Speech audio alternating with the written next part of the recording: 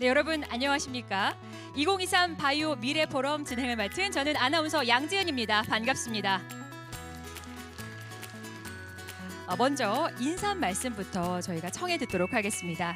한국생명공학연구원 김장성 원장님께서 해주시겠습니다. 여러분 원장님을 큰 박수로 모시겠습니다. 오늘 바이오 미래 포럼은 초연결 바이오 시대 기회와 도전을 주제로 바이오 대전환 시대에 맞춘 새로운 대응 논리를 개발하고 미래 성장 한계 극복을 위한 솔루션을 통해서 국가 바이오 경제 활성화를 위한 전략을 마련하고자 합니다.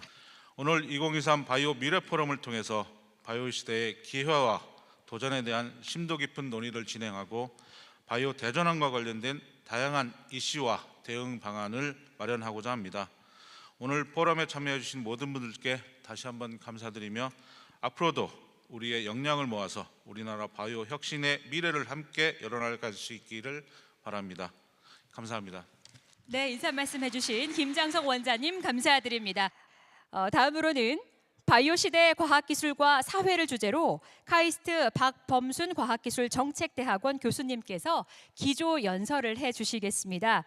여러분들의 박수로 박범순 교수님을 무대 위로 모시도록 하겠습니다.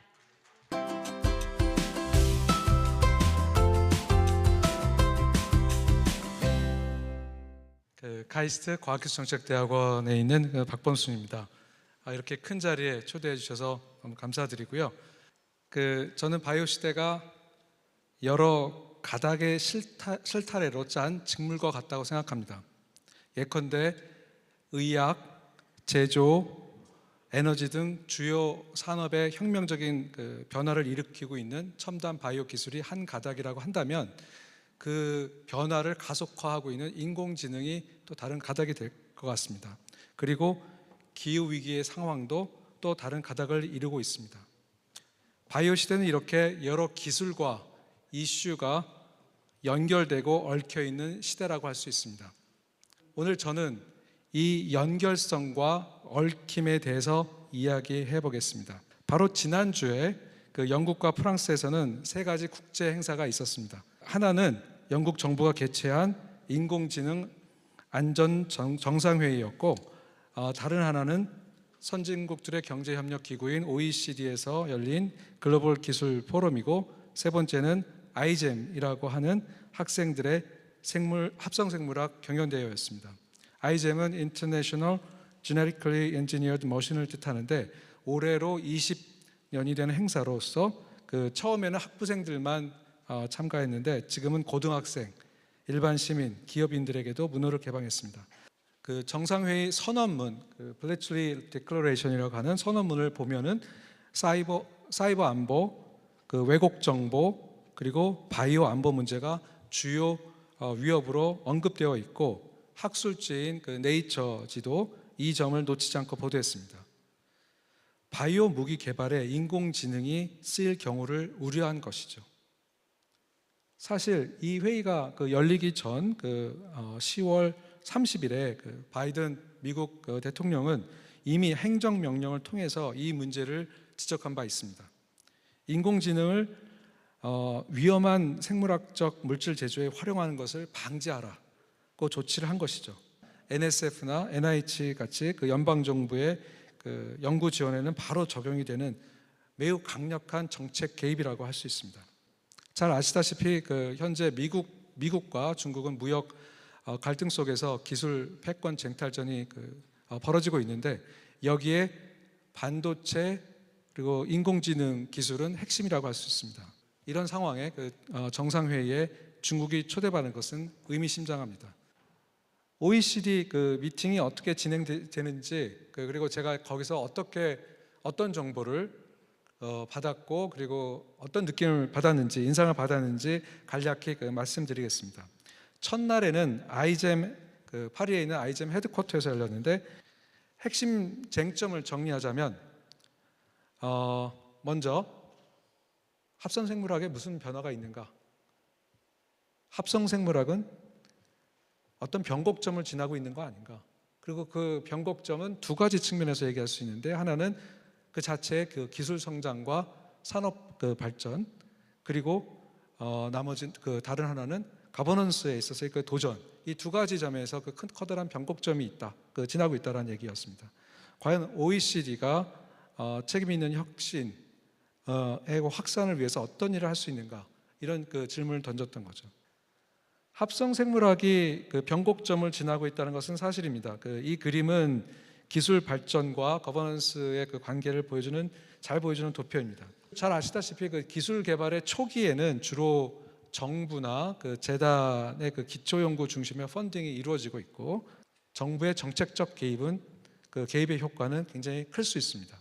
그러나 기술이 점점 이렇게 그 발전하면서 이 정부의 지원은 자연스럽게 좀 줄어들고, 그리고 기업의 투자는 늘고, 그러면서 그 정부의 그 정책적 개입의 영향력은 축소될 수가 있습니다.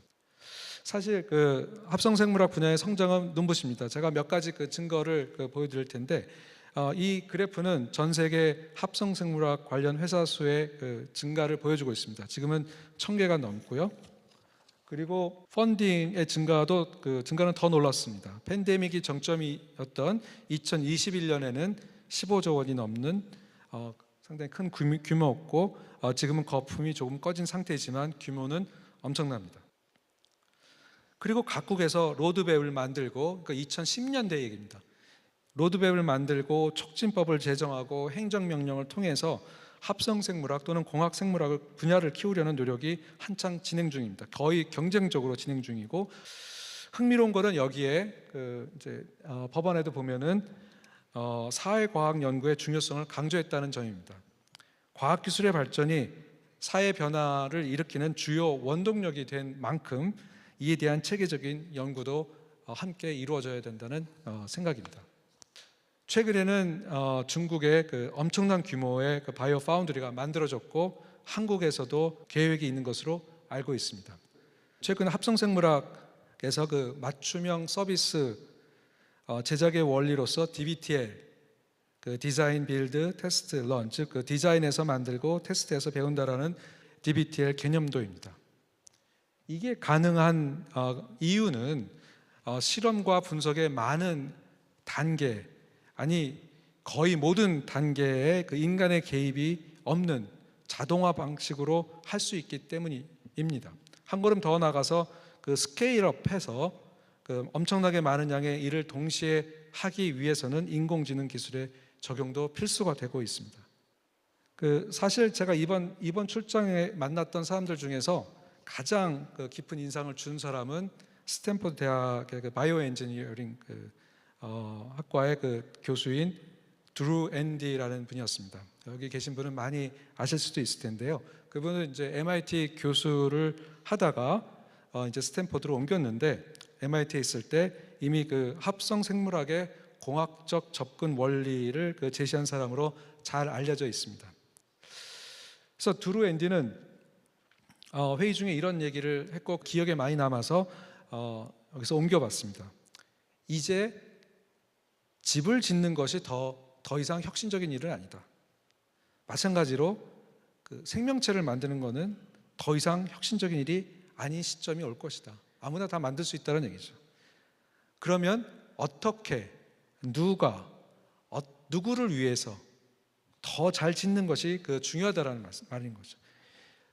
다시 말해서 그 책임 있는 연구를 통해 책임 있는 사회를 구축하는 것, 책임 있는 시티즌을 만드는 것이 중요하다라는 그 얘기도 합니다. 그래서 그 바이오를 연구를 하지만 사회 변혁도 같이 일어날 수 있다라는 아주 그 중요한 메시지를 던지고 있습니다.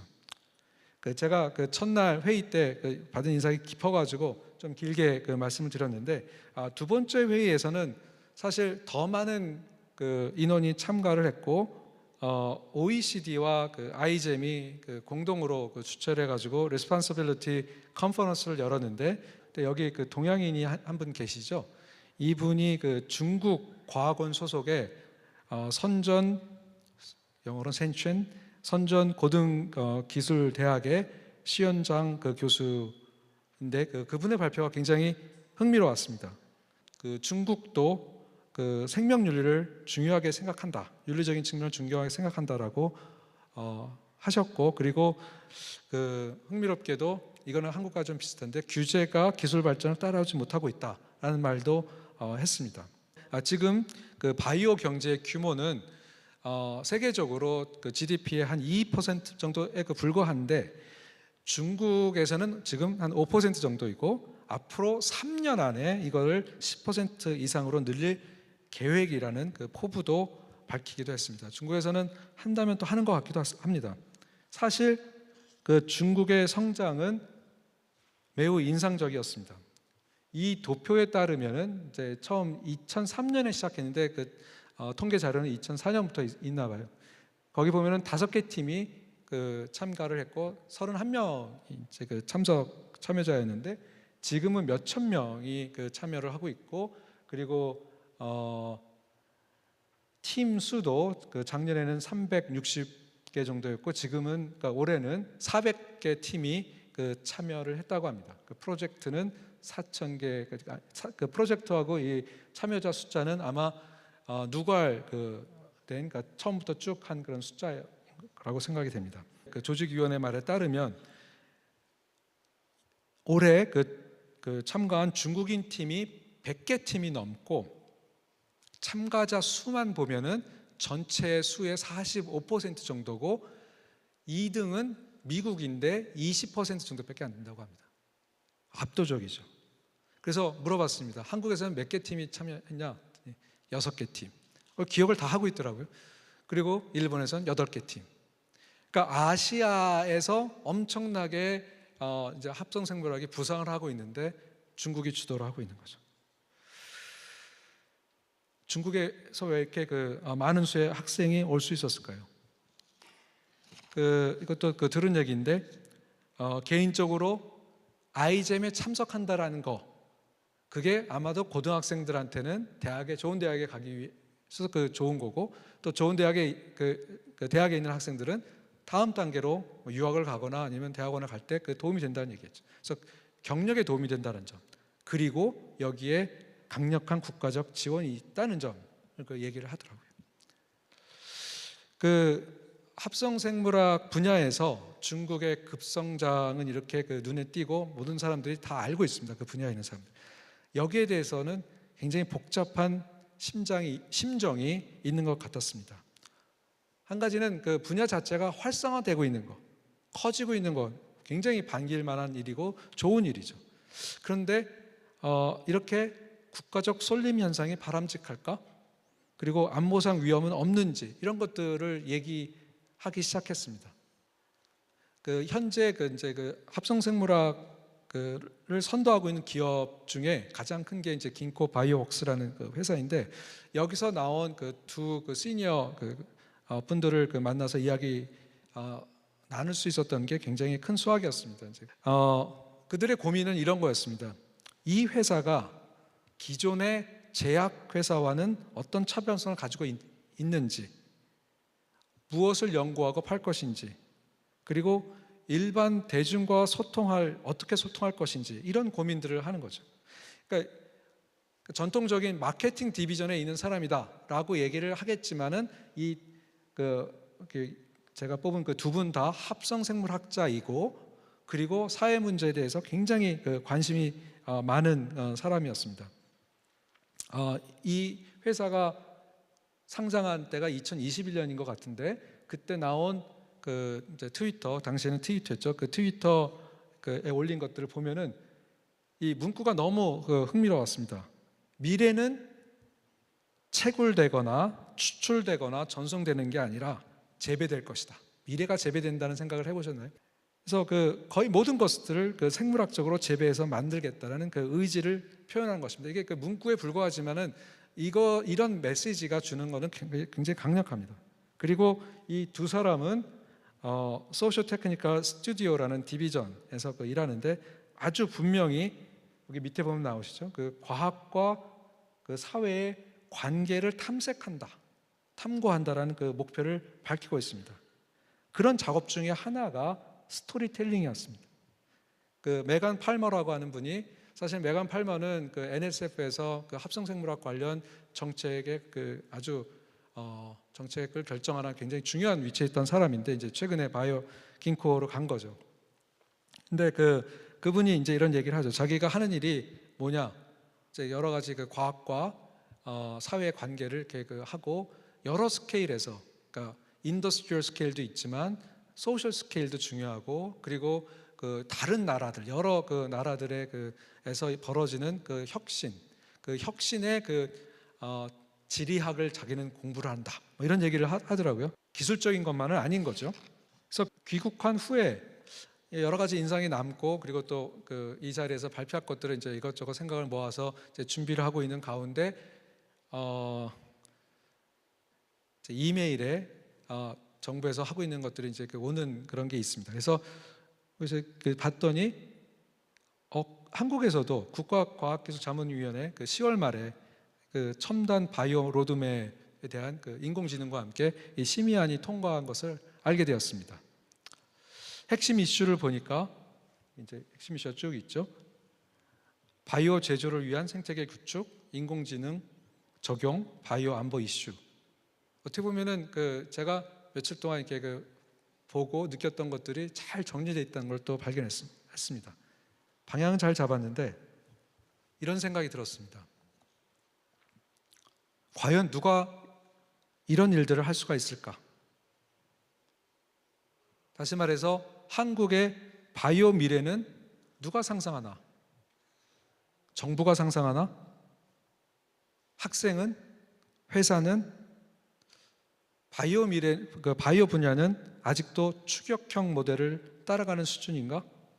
계속 얘기를 하는 것이 이제 연결성이잖아요. 초연결성을 얘기를 하는데, 인공지능, 기후위기 등을 바이오와 연결하고 책임 있는 혁신을 통해서 사회와 소통하는 그 연결점의 역할을 하는 사람들은 과연 누구인가? 이런 생각이 들었습니다. 물론 한국이 해야 될 것들은 굉장히 많지만 이런 분야, 그러니까 어떻게 보면은 OECD나 아이잼이나 아니면 정상회의 같은 데서 의제로 나올 수 있는 것들도 한국에서 아주 다양한 방식으로 얘기가 돼야 되는 거 아닌가? 뭐 요약하자면은 한국의 과학 외교 역량도 키워야 되고, 그리고 좀 더 큰 폭에서 이제 비전을 제시를 하고 국제 어젠다를 이렇게 만들어가는 그런 노력 속에서 규범도 나오고 표준도 나오고 그런 거거든요. 그냥 단순히 어떤 일들이 벌어지고 있고 그걸 따라가고 이건 우리가 채택할 일인가 아닌가 그것만 판단한 게 아니라 뭔가 조금 더 앞서 나가려면은 이런 작업도 필요하지 않나라는 생각이 들었습니다. 그래서 아이잼에서 배운 것 중에 하나인데, 다른 첨단 과학기술도 마찬가지겠지만은 바이오 분야는 특히 인간과 사회를 생각하는 책임 있는 혁신이 교육과 연구 초기부터 시작되면 좋겠다는 생각입니다. 이런 사회와의 연결, 그리고 행성적인 변화에 대한 걱정, 이런 것들은 단순히 그냥 체크하는 윤리적인 문제가 아니라 자기의 연구의 생활 속에서 계속 떠올리고 생각하는 그런 어떤 습관이 되면 좋지 않을까라는 생각입니다. 이것으로 제 발표를 마치겠습니다. 감사합니다.